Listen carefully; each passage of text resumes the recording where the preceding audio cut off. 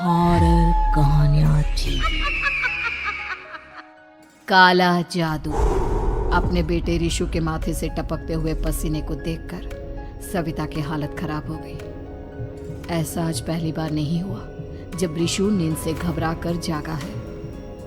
हाय मेरा बच्चा, न जाने किसकी नजर लग गई है तुझे। जब से मेरे बच्चे ने 10वीं के एग्जाम में स्कूल टॉप किया है तब से रोज बुरे बुरे सपने आने लगे हैं। हाँ माँ, मैंने आज फिर से एक काले साए को देखा। वो यहीं मेरी आंखों के सामने खड़ा था। माँ मुझे बचा लो माँ। वो मुझसे कह रहा था कि मुझसे बदला लेगा। माँ कहीं ये प्रशांत। चुप कर, कैसी बात कर रहा है? दोबारा उसका नाम मत लेना। तुझे पता है ना, उस प्रशांत ने आत्महत्या कर ली, तो बार बार उसका नाम मत लिया कर। मम्मी, क्या सच में प्रशांत ने आत्महत्या की थी? चुप कर, बहुत सवाल पूछता है आजकल। और फिर रात के वक्त सविता के पूरे घर में एक अजीब सा काला धुआं छाने लगा। गहरी नींद में सोई सविता की जैसे ही आंख खुली उसका दम घुटने लगा। वो दौड़कर रिशु के रूम की तरफ गई जहां उसके दरवाजे पर घूमती एक काली परछाई देख वो बुरी तरह से घबरा गई। कौन है वहाँ? कौन है? सामने आओ। ये मैं हूँ, तुम्हारी काली करतूत।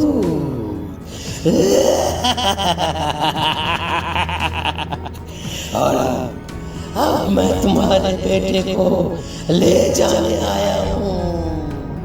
नहीं, मेरे बच्चे को छोड़ दो प्लीज। मेरे रिशु को कुछ मत करना। वो परछाई रिशु के कमरे में घुस जाती है। सविता भी उसके पीछे पीछे दौड़ कर जाती है और देखती है कि अब वो साया साफ नजर आ रहा था। वो सर से पैर तक खून में सना हुआ था और उसके शरीर के सारे अंग कटे फटे हैं। क्या चाहिए तुम्हें? तुम जो बोलोगे मैं करूंगी, लेकिन मेरे रिशु को छोड़ दो। उस परछाई ने रिशु को गर्दन से पकड़कर दीवार के सहारे हवा में उछाल दिया। रिशु जोर जोर से चिल्लाने लगा। माँ बचाओ मुझे, बचा लो माँ, ये मुझे मार डालेगा। माँ मुझे बचा लो माँ। नहीं ऐसा मत करो, मुझे मार दो लेकिन मेरे बच्चे को छोड़ दो। मैं तुम्हारे आगे हाथ जोड़ती हूँ। वो परछाई रिशु को जमीन पर गिरा देती है और अचानक वहां से गायब हो जाती है। रिशु, मेरा बच्चा, तू ठीक तो है ना? कुछ बोल बेटा, क्या हुआ है तुझे? मैं ठीक हूँ माँ। क्या हुआ था यहाँ पर? कुछ नहीं बेटा, कुछ नहीं। तू परेशान मत हो। हम कल ही गांव के बाहर जो तांत्रिक महाराज रहते हैं उनके पास चलेंगे। ठीक है माँ, हम जल्द ही उनके पास चलेंगे। मुझे बहुत डर लग रहा है माँ। ये बार बार मुझे डरावने सपने आना, ये सब हमारे साथ क्यों हो रहा है माँ? अगले दिन सविता अपने बेटे रिशु को लेकर गांव के बाहर तांत्रिक के पास जाती है। जिस जगह पर तांत्रिक रहा करता था वो जगह बहुत डरावनी थी। चारों तरफ कंकाल और भूतियां नजर आ रही थी। गांव से दूर वीराने में उस जगह पर जोर से आंधी चल रही थी। रिशु ने डर कर अपनी माँ का हाथ पकड़ लिया। माँ मुझे बहुत डर लग रहा है। ये कैसी जगह है? देख बेटा, हमारे साथ जो कुछ भी हो रहा है उसका इलाज सिर्फ और सिर्फ ये तांत्रिक महाराज ही बता सकते हैं। अब यही है जो हमें प्रॉब्लम से बाहर निकाल सकते हैं। जैसे ही सविता और रिशु तांत्रिक की झोपड़ी के अंदर पहुंचे, वहां का नजारा देखकर उनकी आंखें फटी की फटी रह गई। तांत्रिक की झोपड़ी के अंदर कई सारे लोग अपनी गर्दन घुमा घुमा कर जोर जोर से चीख रहे थे। कौन हो तुम और यहाँ क्यों आई हो? महाराज, मेरे बेटे को कुछ दिनों से एक डरावनी काली परछाई नजर आती है और कल रात उसने मेरे बेटे पर हमला भी कर दिया।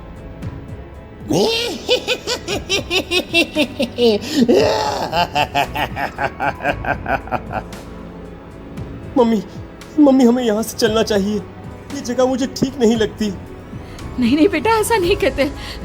रुक जाओ, 2 मिनट के लिए रुक जाओ। क्या कहा? काली परछाई? तुम्हारे बेटे पर किसी काली परछाई ने हमला किया? हाँ महाराज, वो कह रही थी कि वो मेरे बेटे को कुछ कर देगी। कोई उपाय बताइए महाराज, मेरे बेटे के साथ कुछ गलत नहीं होना चाहिए। तुमने किसी दूसरे के साथ गलत किया है तो तुम्हारे साथ भी गलत होकर ही रहेगा। तुमने किसी की जान ली है, किसी को मार डाला है तुमने। नहीं महाराज, मैंने ऐसा कुछ नहीं किया, मैंने किसी की जान नहीं ली। मुझे कोई उपाय बताइए। लगता है तुम इतनी आसानी से नहीं मानोगी। मैं तुम्हें अभी उस काली परछाई से मिलवा देता हूँ और वही सारा सच तुम्हारे सामने लेकर आएगा। सविता और ऋषु ने डर के मारे अपनी आंखें बंद कर ली। तभी अचानक तांत्रिक की झोपड़ी में अजीबोगरीब आवाजें गूंजने लगी। सविता और ऋषु बुरी तरह से कांप रहे थे। आंखें खोलो और अपने सामने देखो। क्या यही है वो जिससे तुम कल रात को मिली थी? बताओ मुझे। हाँ, इसने कल रात मेरे बेटे के ऊपर हमला किया था। ये उसी लड़के की भटकती हुई आत्मा है जिसे कुछ दिन पहले तुमने मार डाला था। मम्मी ये महाराज क्या कह रहे हैं? क्या सच में आपने किसी की जान ली है, किसी को मार डाला है? अगर हाँ तो बताइए ना मम्मी, किसको मारा है आपने, किसको? तुम्हारी माँ इतनी आसानी से सच नहीं बताएगी बेटा। इसने एक बच्चे की जान ली है। कहीं उसका नाम प्रशांत तो नहीं महाराज? वो मेरा दोस्त है, मेरा मतलब मेरा पड़ोसी है। सही पहचाना। देखा सविता, तुम्हारा खुद का बेटा भी जानता है कि तुमने किसी के प्राणों की बलि चढ़ा दी और इसीलिए अब उसकी बुरी आत्मा तुम्हारे घर में भटकती है। मुझे माफ कर दीजिए महाराज, मुझसे बहुत बड़ी गलती हो गई। प्रशांत हमारे पड़ोसी का बेटा था। हर बार उसके नंबर मेरे बेटे से ज्यादा आते थे और इसलिए मैंने उसके कमरे के बाहर काला जादू किया था, पर मुझे नहीं पता था कि वो मर जाएगा। तुम्हारे उसी काले जादू वाली गुड़िया के अंदर एक बुरी आत्मा थी जिसने उस बच्चे के दिमाग पर बुरा असर कर दिया और उसी की वजह से उस लड़के ने अपनी बालकनी से कूदकर आत्महत्या कर ली।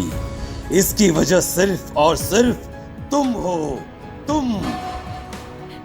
नहीं महाराज, जो कुछ भी हुआ मुझे नहीं पता था कि प्रशांत अपनी जान दे देगा। प्रशांत की आत्मा इस वक्त तुम्हारे सामने खड़ी है, हमसे बात करना चाहती है। बोलो क्या कहना चाहते हो? मैं जीना चाहता था, बड़ा होकर कुछ बनना चाहता था। आपके बेटे से मुझे कोई परेशानी नहीं थी। अरे वो तो मेरा अच्छा दोस्त था। मुझे माफ कर दो बेटा, मुझसे बहुत बड़ी गलती हो गई, मुझे माफ कर दो। माफ करने से मुझे वापस जिंदगी नहीं मिल जाएगी। मेरे माँ बाप आज भी मेरे लिए रोते हैं। आपने मेरे साथ बहुत गलत किया है, बहुत गलत। और तभी अचानक प्रशांत की आत्मा वहां से गायब हो जाती है। सविता जोर जोर से रोने लगती है। सुन लिया तुमने? ये तुम्हारे अपने ही किए हुए पाप हैं जो इस तरह से तुम्हारे सामने आ रहे हैं। माँ, ये आपने अच्छा नहीं किया। सिर्फ 10th बोर्ड के एग्जाम में मैं टॉप कर पाऊं, इसलिए आपने मेरे दोस्त के ऊपर काला जादू कर दिया। नहीं मम्मी, नहीं, अब हम कभी खुश नहीं रह पाएंगे, कभी नहीं। मेरे दोस्त की आत्मा को कभी शांति नहीं मिलेगी मम्मी, कभी नहीं। लेकिन मैंने जो कुछ भी किया सिर्फ तुम्हारे लिए किया। वो लड़का हमेशा फर्स्ट पोजीशन पर आ जाता था और इस वजह से हमेशा तुम्हारे मार्क्स कम पड़ते थे। मैंने तो सिर्फ उस पर एक छोटा सा काला जादू किया था बेटा।